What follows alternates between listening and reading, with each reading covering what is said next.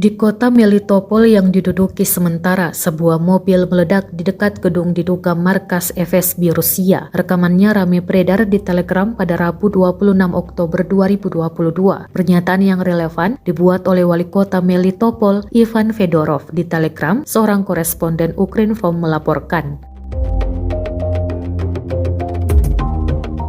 Kolaborator Melitopol memiliki asap yang buruk di dekat kantor FSB yang terletak di gedung Melitopol, tulis Fedorov. Selain itu, Rusia Today juga merilis momen ledakan di pusat Melitopol.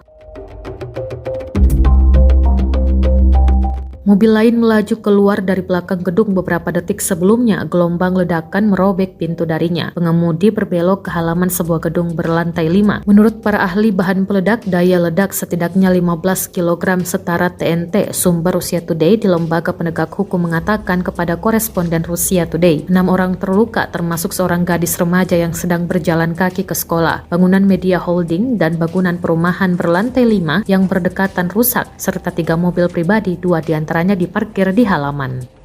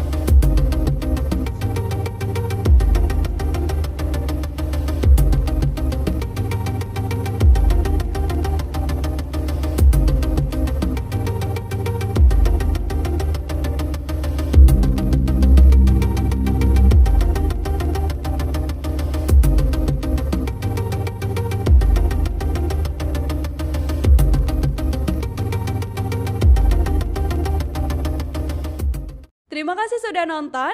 Jangan lupa like, subscribe, dan share ya.